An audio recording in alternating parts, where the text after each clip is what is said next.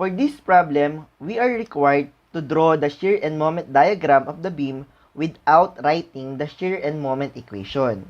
Para magawa yon, yung first step na kailangan natin gawin is to determine the reaction at point A and point C. Tawagin nating RA yung reaction sa point A and RC yung reaction sa point C. By taking the summation of moment at point C, makukuha natin yung value ng RA. Taking the summation of all moment at point C is equal to 0. Take into consideration that all clockwise rotation is positive. Yung RA, pag nag-rotate yan sa point C, yan ay mag-rotate ng pa-clockwise, kaya positive. So, RA times moment arm, ito yung moment arm yan. This is 6 meters times 6. Next naman, yung 60 kN load, ito yung kanyang direction. Pag nag-rotate yan sa point C, yan ay mag-rotate ng pa-counterclockwise, kaya sa equation natin, iyan ay negative. So, minus 60 times moment arm, ito yung moment arm yan, equal to 4 meters. Next naman, yung 30 kN load, ito yung kanyang direction. Pag nag-rotate yan sa point C, iyan ay mag-rotate ng pa-clockwise rotation sa point C, kaya positive. At yung moment arm yan sa point C is 1 meter, kaya plus 30 times 1 is equal to 0. By computation, RA is equal to 35 kN. Kung sure naman tayo na tama yung ginawa natin, pwede na ang isunod natin sa process is summation forces vertical. Or pwede din na para ma-double check mo kung tama yung solution mo, pwede ka mag-moment sa point A para makuha yung value ng RC, then take summation forces vertical para ma-check kung tama yung answer mo. Take summation forces vertical is equal to 0.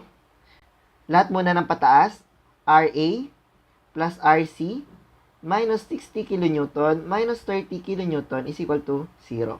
RA is equal to 35 kN. So, RC is equal to 60 plus 30 minus 35. Therefore, RC is equal to 55 kN. After natin ma-determine yung value ng RA and RC, pwede na nating i-drawing yung shear and moment diagram. Mag-start muna tayo sa pag-drawing ng shear diagram. Mag-start tayo sa 0 point.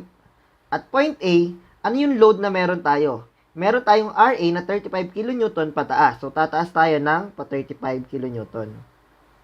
Within segment AB, walang load. So, walang changes ng load.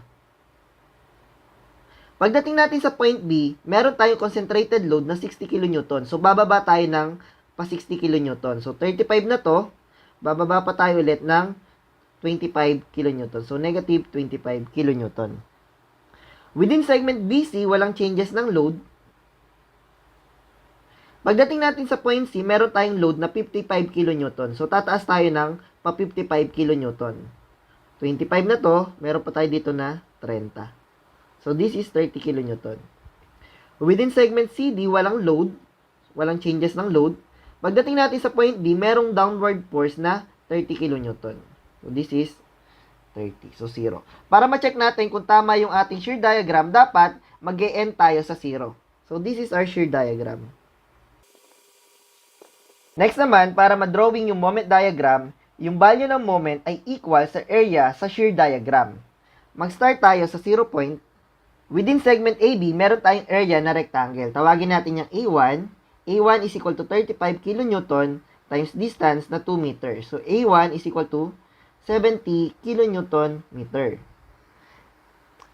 Take note, kung ang slope natin sa shear diagram, ang slope natin dito ay 0, pagdating sa moment diagram, mag-a-add lang tayo ng value na 1 degree. So, ang slope natin sa moment diagram is 1. Ito yung ating 70 kN meter. Ito yung slope natin na equal sa 1. Pataas yung ating moment diagram kasi positive yung value ng nasa shear diagram sa segment AB. Next naman, for segment BC, tawagin natin yung area niya na area 2. Meron tayong length na 25 kN times distance ng segment BC is 4 meter. So, meron tayong area 2 na 100 kN meter. So, from 70, bababa tayo ng pa 100. Ito ay negative 30. Next naman, for segment CD, tawagin natin yung area niya na area 3. That was equal to 30 kN times distance na 1. So, area 3 is equal to 30 kN meter. Dahil nasa positive side yung shear diagram sa segment CD, so pa-add tayo ngayon sa moment diagram. So negative 30 plus 30 is equal to 0. Ito din yung isa sa pan-check natin sa moment diagram. Kailangan mag-close tayo sa 0 sa moment diagram.